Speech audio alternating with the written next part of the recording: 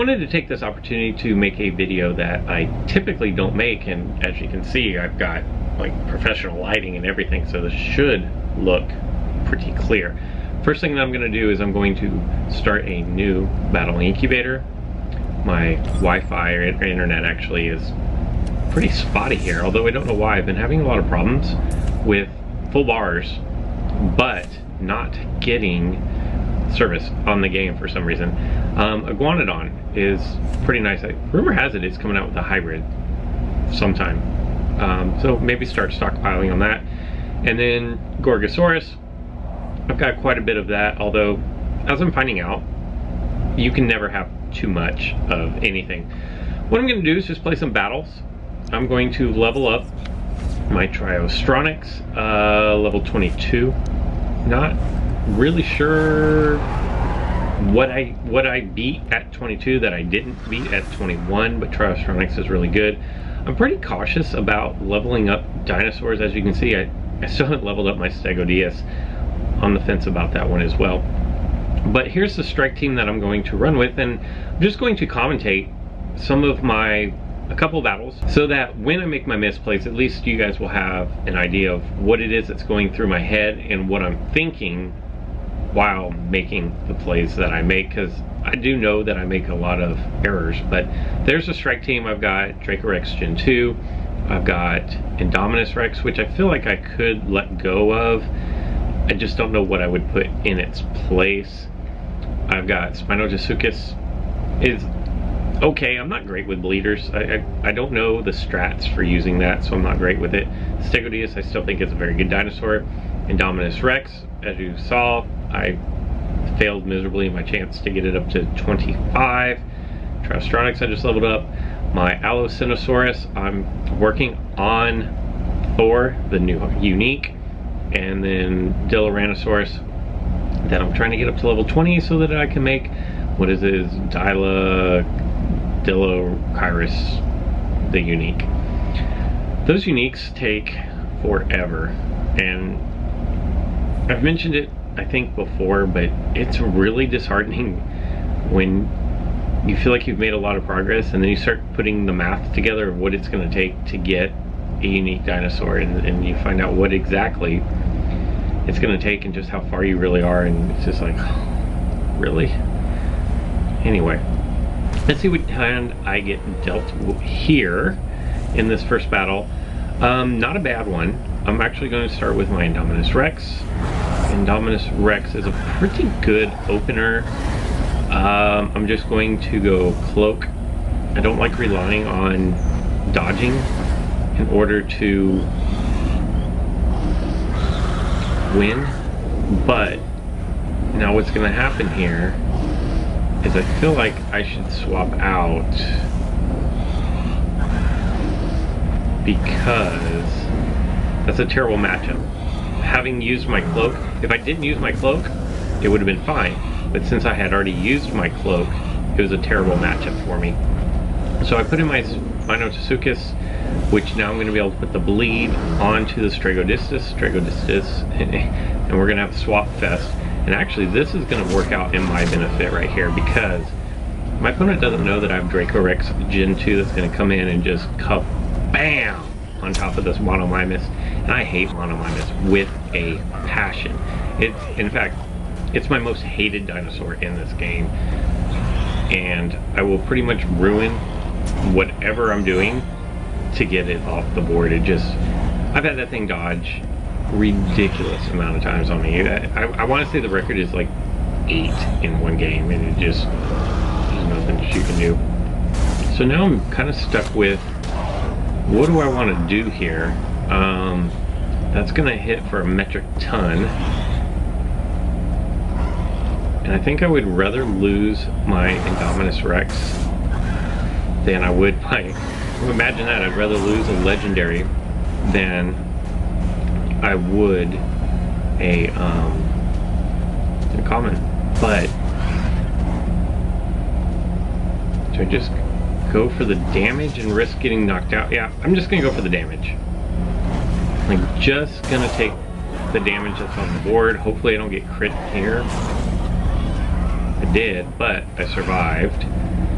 and that's going to produce a 2-to-1 advantage. And with Draco Rex Gen 2 in my back pocket, I feel pretty good that I'm not going to get crushed here. If I don't evasive, then I'm knocked out. If I do evasive and he lands through it, I'm knocked out anyways. But this way, at least now I'm gonna have a chance to cleanse. Or do I just go for the more damage? I'm going to go for the cleanse, because if I dodge, then I'm gonna get a 2-for-1 on attacks. So I'm gonna get that attack, and then I'm faster. So then I'm going to get my more powerful attack, which critted and produced a 3-1 victory. So there you go. That is what I was thinking as I was going through against Jag here, and picked up an 8-hour incubator, which is always good. And let me do one more. Maybe that was just luck. Maybe I actually made good plays there. The multiple swaps there at the beginning was kind of funny, but Draco Rex Gen 2, basically the same thing, with the exception of I have Diloranosaurus, and Diloranosaurus is going to be able to swap into my Draco Rex Gen 2. So what I'm going to do is I'm going to lead with Spinotosuchus in this case. It's a really bad matchup for me. A lot of people like to lead with Indominus Rex, so just know that. I kind of feel like, and here's what I'm going to do. I kind of feel like leading with Spinotosuchus is not a great lead because of the prevalence of opponents leading with Endo. You take out the big bleed, which is Spinotosuchus' major attack there. So, I'm up 1-0. I haven't taken a hit yet. I'm about to. And then I've got to think about, what do I want to put in here? That was Thagomizer. I feel like I'm going to put in my Spinotosuchus. It's going to get knocked out, and that's okay, because then I'm going to bring in my Diloranosaurus. I didn't get knocked out. My opponent made a misplay there. I'm pretty sure that my opponent should have done Rampage, which would have knocked me out. So I got a lucky bleed in there. And I'm trying to think if that changes anything about the way that I want to play this. And I think it does, because I think I want to bring in my Diloranosaurus. I'm going to go distracting because I'm already faster. And that is going to put Stegodius within striking distance for Draco Rex Gen 2 17. Yeah. Oh wow. So now my opponent has two options. They can leave Stegodius in there or swap out. And they didn't swap out, so they're going to get knocked out. That should be another shirt, right? Some more merch. If you don't swap out, you get knocked out. Maybe. I doubt it. And now I'm most likely going to lose. In fact, there's no way that Draco Rex Gen 2 can withstand another attack here. But 2 knockouts is great stuff here. Level 23 versus my level 24. So I'm going to have to go, and then I'm going to have to rely on a dodge, because they have their big move ready to go.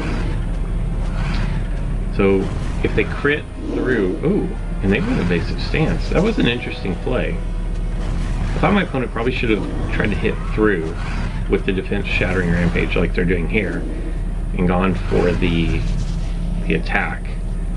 They had other ideas. I'm going to use my little attack here because it was enough, and that's a nice 3-2 victory. So I'm going to pick up 26 more trophies, climbing ever closer to 4,600 trophies overall. So let's take a look to see if there's anything near me. It is twilight, and nothing great. So there you go. just want to do a quick little video, kind of go over what it is that I'm thinking. And as you can see, like when I have a minute, that I actually talk through my plan and my battle strategies, I don't think I make nearly as many mistakes as when I'm out walking around or in public and worried about who's around and things of that nature. So there you go.